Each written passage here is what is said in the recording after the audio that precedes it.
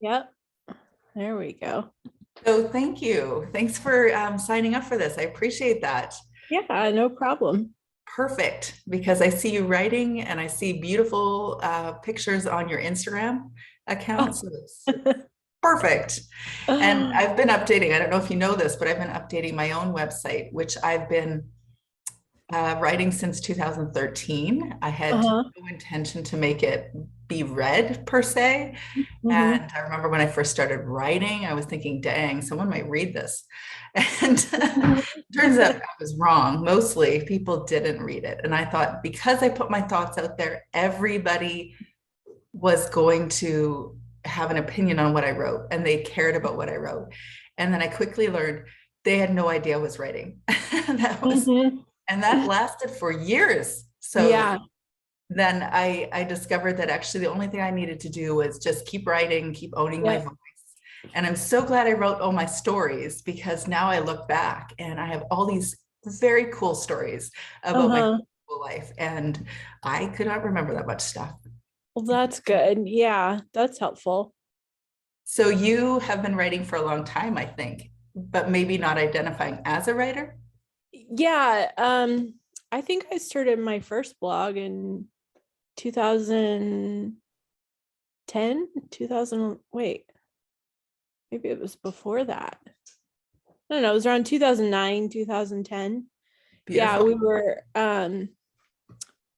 we at the time we wanted to pursue international adoption, which later we, you know, decided for a variety of reasons, not to, but in the process that I was documenting it, and I really enjoyed that, and did that for a while. And then after the process ended, then I stopped writing, but I would write all the time in my journals. And then I remember my husband saying um, that, you know, I would read him some of my journal entries and he would say, that's what you write in your journal.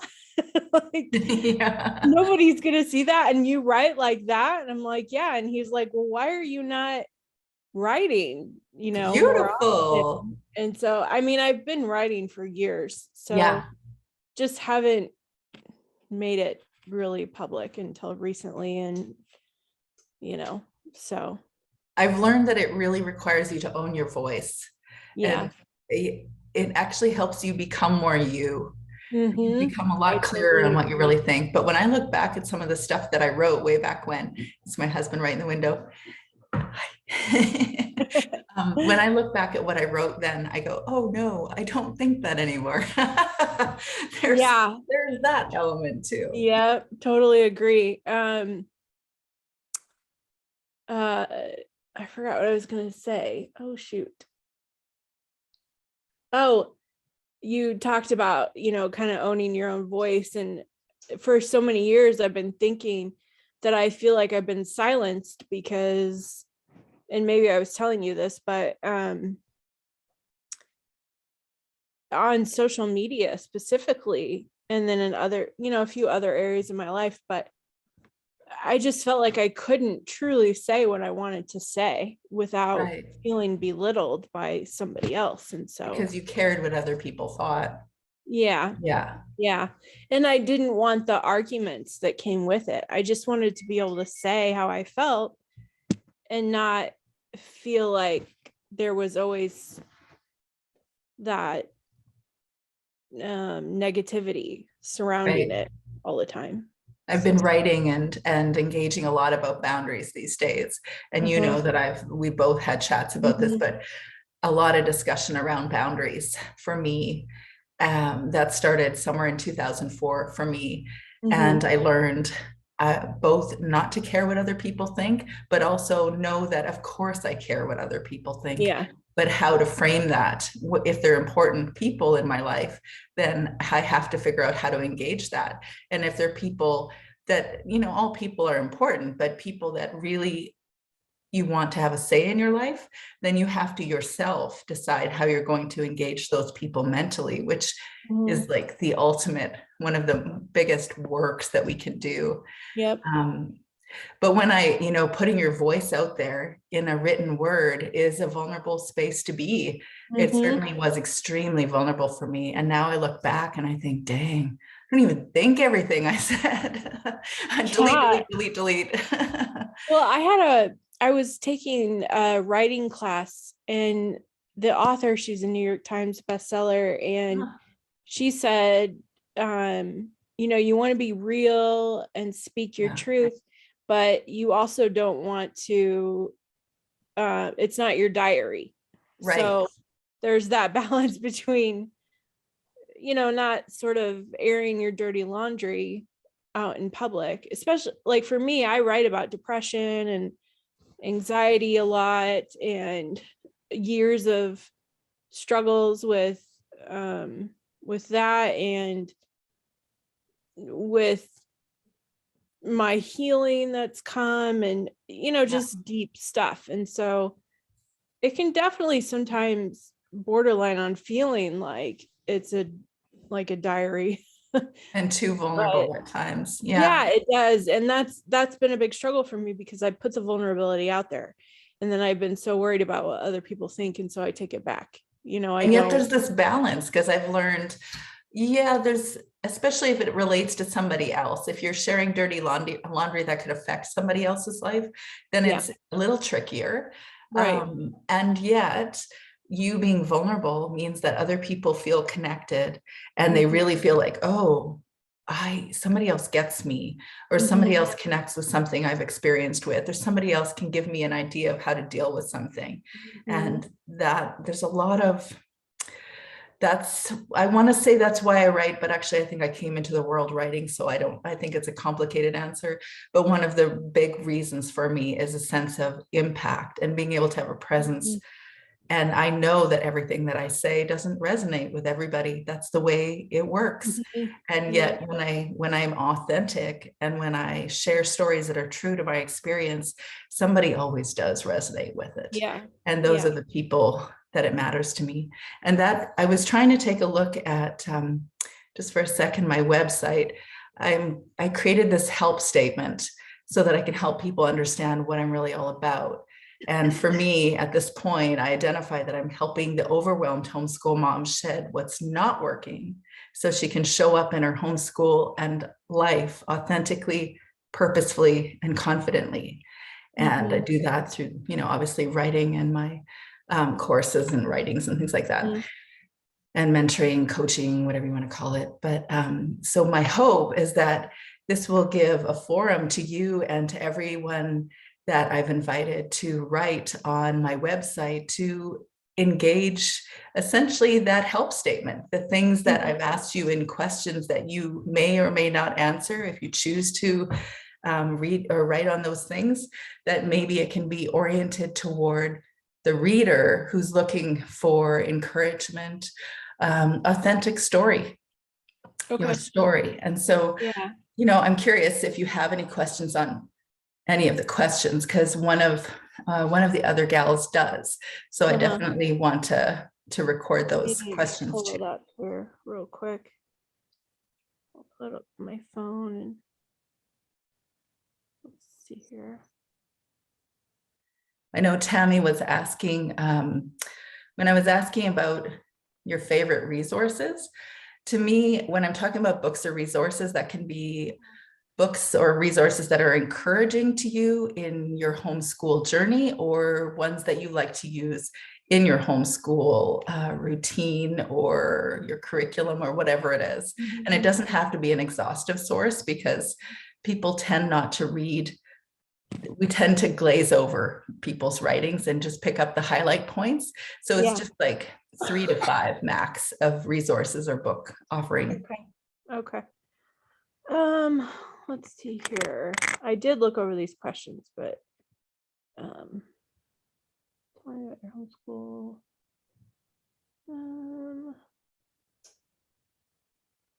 let's see here.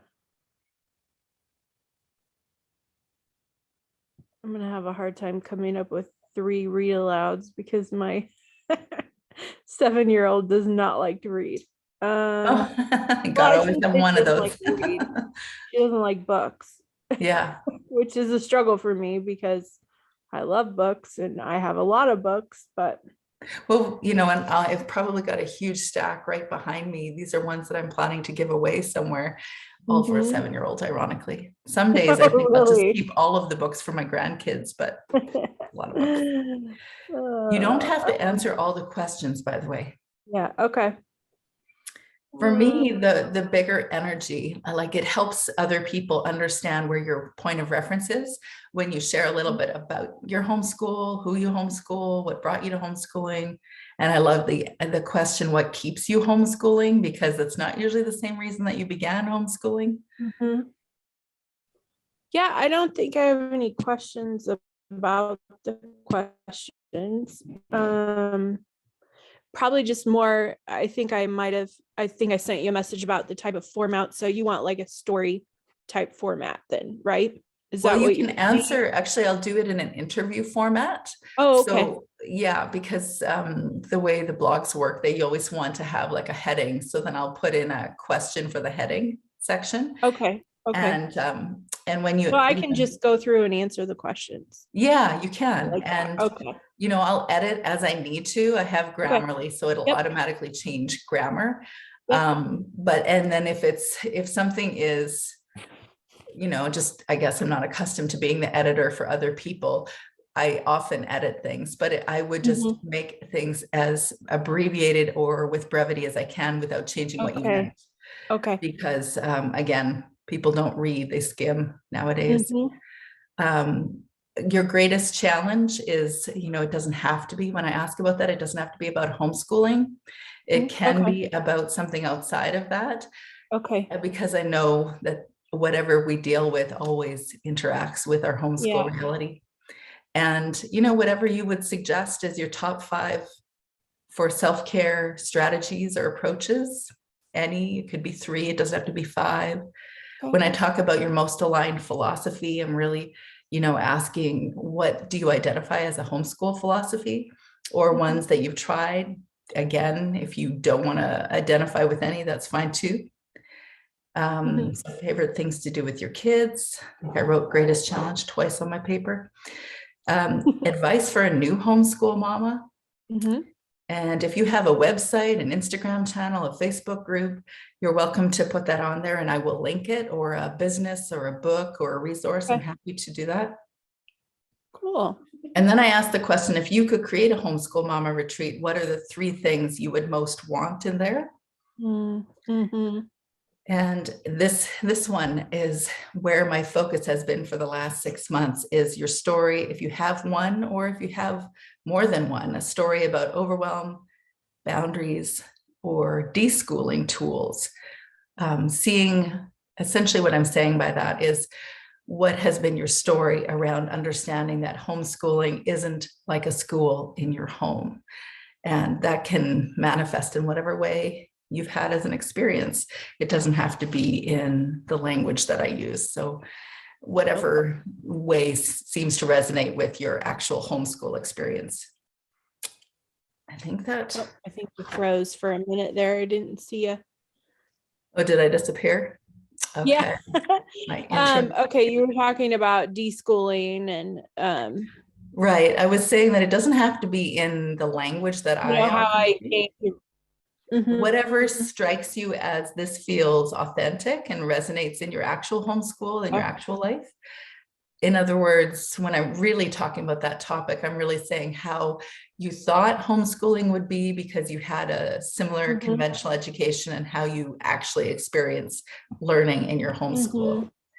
Oh, and I guess I wrote, if you've had an experience with me through whatever form, you're welcome to share that. Okay. And what you've learned about yourself through your homeschool journey. Yeah, I don't want to forget that one, because that one I think is probably the biggest one. Excuse me. The biggest one that I've experienced in my parenting and in my homeschooling is the shifts in how I'm seeing myself and how I'm engaging other people. Mhm. Huge. I don't see that question on here. I'm looking. Oh, really? Oh, maybe I wrote it on my sheet and not yours. So I'll just repeat that then. Tell me about your homeschool, when and why you began homeschooling, who you were homeschooling. What you've learned about yourself through your homeschool journey or your parenting journey.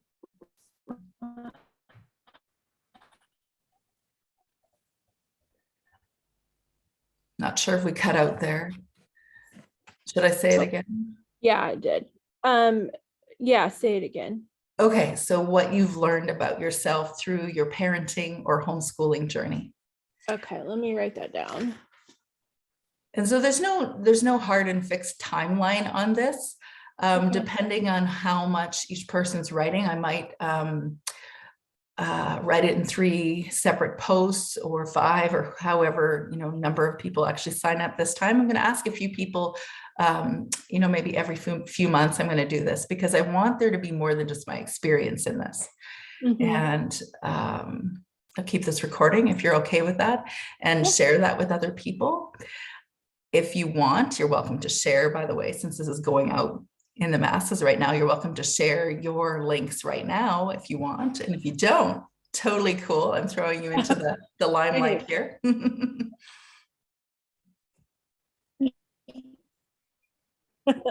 Well, sure. It's havenwords.com. And beautiful too. And you're on Instagram too.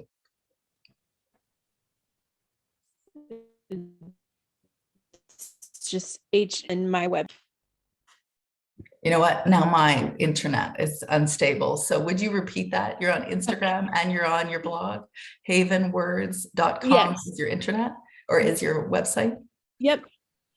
Yes. And then the Instagram name is just Haven Words. Yes, perfect. HAVENWORDS. Now you've been writing intentionally for quite a while, and not everybody that is going to join this has done that. But from one homeschool mom that's been writing for a long time to another, there was a time where I just couldn't even bear the idea of putting something out there, because I thought for sure people were going to say something. And then I've learned, actually, most times they're not reading it. You just think they are. So this one step into writing and sharing your story is an opportunity for you to own your voice and build on who you are. And it really is one of the most healing, most beautiful, cementing my identity experiences that I've had through my life. And so I'm really glad you're here, and I'm really glad that you're taking part in this. And I'm looking forward to seeing what you have to share with us. And of course, send your writing to my email. My direct email is teresawiedrick@outlook.com. And my website, capturingthecharmlife.com. And do you have any last questions you wanted to share or ask, Holly? I don't think so. I'm looking forward to getting this back to you, and I think it'll help me to reflect more, and it's kind of given me some ideas about what I think I would like to share on my blog as well. Beautiful. Love it. Okay, that's great. I'd love to connect, link all of those things in, and so beautiful. And in your spare time, you can come over and decorate my house, because your pictures are absolutely stunning. They really are. I'm like, oh, wow, you thought about Pinterest. You should actually post. I do have a Pinterest board, but I just, I actually had an Instagram account of home decorating for a while, and it got hacked. Oh, right. So, but I do love to decorate. It's one of my favorite things to do. One of them. Because you are a type 4 and you are artistic. Yes, beautiful. I'm kind of non-committal. I have a lot of different areas of interest. I love it. It's beautiful. Well, thanks for joining me today. No problem. And if you have any questions, let me know. Okay, sounds great. Okay, we'll talk to you soon. Thank you. Talk to you soon. Bye.